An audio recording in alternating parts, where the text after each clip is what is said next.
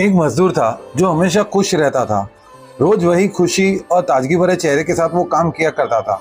उसमें रोज कोई ना कोई काम करने का उत्साह और जोश रहता था।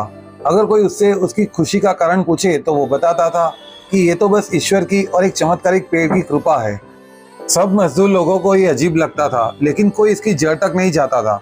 वैसे भी मजदूर अपने अपने काम पे ध्यान देते थे, लेकिन सबके मन में इसी बात को जानने की इच्छा तो थी। एक बार उसका एक साथी मजदूर उसके साथ घर पे खाना खाने जाने वाला था।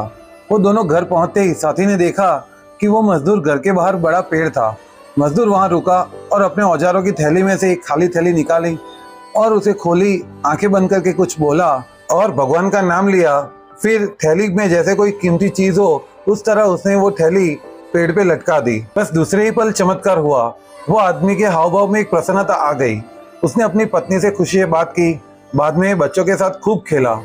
ये सारे वक्त उसका दोस्त उसे देखता रहा और सोच रहा था कि आदमी दिन भर काम करने के बाद जो पूरी तरह थकावट से टूट चुका था वो कैसे बदल गया। उसको कुछ समझ में नहीं आ रहा था। उसने आखिर पूछ लिया, तुमने वो पेड़ पे खाली थैली क्यों लटकाई और दूसरे पल तुम कैसे बदल गए? ये सुनकर मजदूर अपने दोस्त को पेड़ के पास ले गया और कहा, ये सारा चमत्कार पेड़ का है।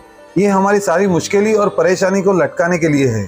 ये बात उसके दोस्त को समझ में नहीं आई, तो मजदूर ने समझाते हुए कहा, जब मैं काम करके घर आता हूँ तब मेरे साथ थकान, दर्द, टेंशन, गुस्सा, चिड़चिड़ापन साथ में होते हैं। अब मेरे बच्चे और मेरी पत्नी को इससे क्या लेना देना? वो तो खुशी से और अब अगर ये सारी चीजें मैं घर पे लेके आता हूँ तो वो मेरे परिवार को तकलीफ देती है। इसलिए मैंने एक रूल बनाया है कि जब भी घर में आऊँ तब ये सारी चीजें बाहर पेड़ पे लटका दूं और सुबह उसको लेके चला जाऊं। लेकिन दोस्त, तुम नहीं मानोगे, सुबह एक चमत्कार होता है।